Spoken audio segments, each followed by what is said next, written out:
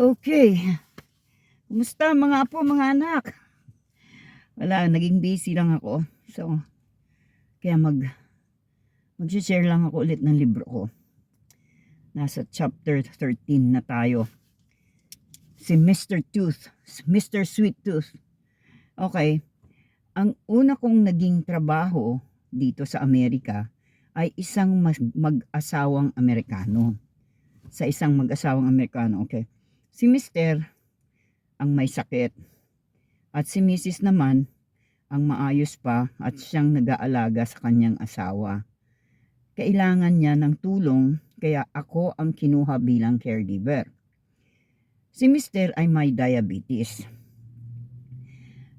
Tinuruan ako kung paano gumamit ng glucose meter para sukatin ang kanyang blood sugar at kung paano magbigay ng insulin shot. Tinuruan din ako kung ano ang tamang pagkain para sa kanya. Kung ano ang pwedeng kainin sa agahan, tanghalian, merienda at hapunan. Strict diet siya. Bukod sa pag-aalaga kay Mr., kasama na rin sa aking trabaho ang paglilinis ng kusina, banyo at kwarto. Kailangan ding ayusin ang kanyang kama at siguraduhin maayos ang kanyang kalagayan sa araw-araw. 3 beses sa isang linggo ay kailangan ko siyang paliguan. Tsaka naglalaba din ako. Mabait naman ang mag-asawa at maayos silang makitungo sa akin. Ngunit may isang bagay na hindi ko makakalimutan. Si Mr. ay mahilig sa matatamis. Kahit may diabetes siya, parang hindi niya kayang iwasan ang mga sweets. Kaya sa isip ko, tinawag ko siyang Mr. Sweet Tooth. Okay? Yan ang kwento kung bakit. Yan ang dahilan kung bakit ko tinawag Mr. Sweet Tooth. Sa bawat araw na kasama ko siya, natutunan ko na ang pag-aalaga ay hindi lamang trabaho. Ito ay nangangailangan ng pasensya, pangunawa at malasakit.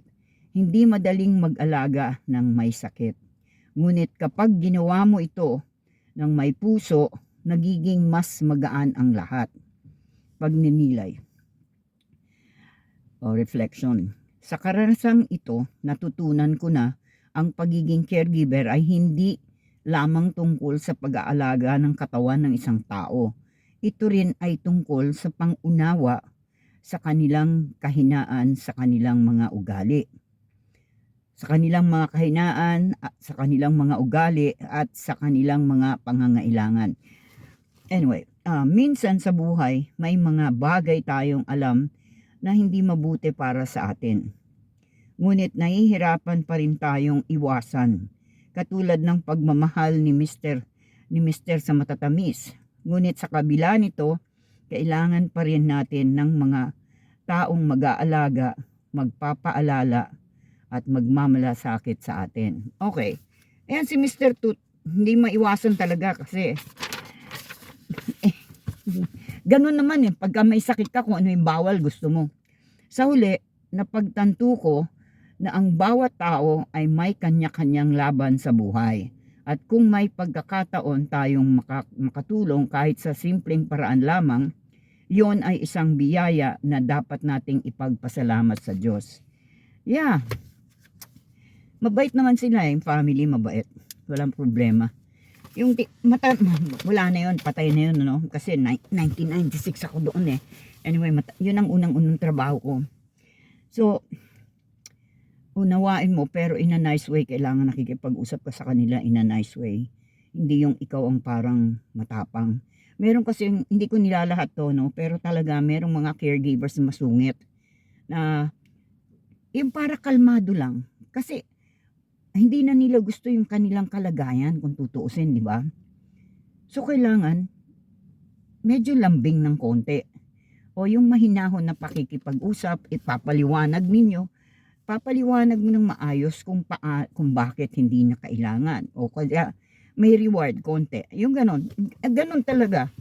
Kaya kailangan maging sa umpisa maninibago kasi hindi mo gawain yun di ba? Nagsasabi ka. Lalo na ito mga amo mo. Nag-uumpisa ka pa lang, kumbaga baguhan lang ako noon. Pero kahit paano, mabait yung asawa. Kaya siya nagsasabi sa akin kung anong sasabihin doon sa asawa niya. May time ganun. At tapos yun nga, habang tumatagal na ako bilang caregiver, ngayon 30 anyos na, hindi ko sinasabing magaling ako, pero marami akong natutunan. Na based, case to case yan. Sa mga routine, sa mga ugali, sa mga personalidad ng mga pasyente. At saka, pakikisama sa caregiver. Yung mga kapwa caregiver, merong iba kasi, porque nauna sila, talagang magaling na sila. Papakita nila na mas magaling sila. Yung gano'n. Merong iba, tinuturuan ka para hindi ka mahirapan at alagaan mo ng mabuti ang pasyente nila. Ganun lang yun. But anyway, sana na-enjoy yung kwento ko. So, bukas, chapter 14. Ano nga ba yung chapter 14? Ito, Madam Kulit Bulilit. Okay, thank you so much. God bless us all. Bye. Nandyan si Lola, nagbibigay ng babala. Ikaw ay makinig, huwag na